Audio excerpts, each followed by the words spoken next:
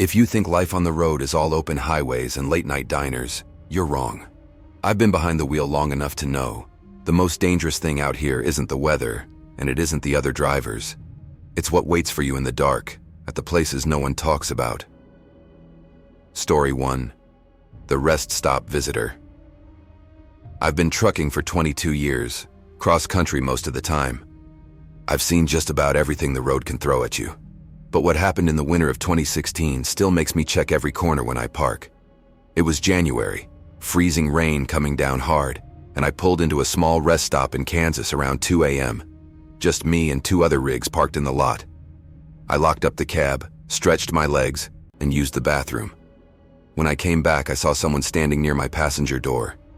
It was a man, tall, lean, wearing an oversized coat with the hood up. At first, I thought maybe he was another driver who needed help. I called out, asking if he was okay. He didn't answer. He just tilted his head, like he was studying me. Then he walked slowly around to the back of my trailer. When I followed, the lot was empty. I climbed into my cab, locked the doors, and started the engine. The windshield began to fog from the inside, not gradually, but in huge patches, like someone was breathing right against the glass. Then I saw a pale handprint appear high up on the outside of the passenger side window, too high for a normal person to reach without standing on something. Everything in me screamed drive. So I did. And I never stopped at that rest area again. Story 2. The Hitchhiker on Route 89. This one isn't mine. It's from a close buddy of mine, James. He swears it happened exactly like this. James was hauling refrigerated goods along Route 89 in Arizona. Middle of summer, blistering heat during the day, but at night the desert gets bone-chilling cold. Around 1 a.m., he saw a figure on the side of the road, thumb out, long hair plastered to their head like it was soaking wet. Against his better judgment, James slowed down. When he stopped, the figure, a young woman, didn't open the door right away. Instead, she leaned down to look in, her face shadowed. She asked if he was headed toward Phoenix. He nodded, and she climbed in. They drove for maybe 20 minutes in near silence before James asked where she needed to be dropped off. She turned her head slowly and said, "Just here is fine." The thing is, here was the middle of nowhere. No lights, no buildings. James looked toward the road for just a second, and when he looked back at the passenger seat, it was empty.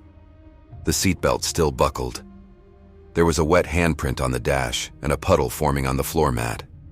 He drove the rest of the way without stopping once.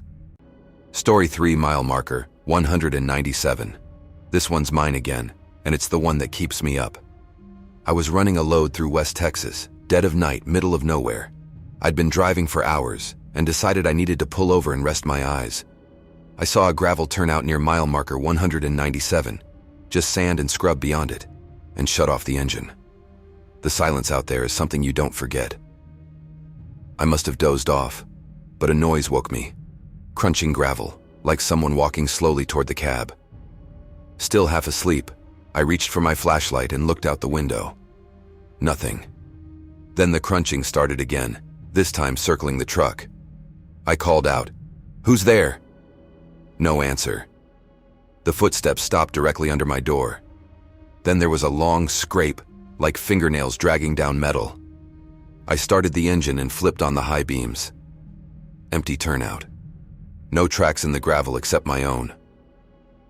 About 10 minutes down the road, I checked my side mirror and nearly drove off the highway. There was a figure crouched on the narrow catwalk behind my cab, facing forward, clinging to the frame. Its head was bent at an impossible angle, and even though we were moving, I swear I saw its mouth open into a smile. I didn't stop until daylight. Truckers see things most people never will. We're used to bad weather, breakdowns, and long nights. But some of us know the scariest things on the road aren't in your blind spot. They're already riding with you.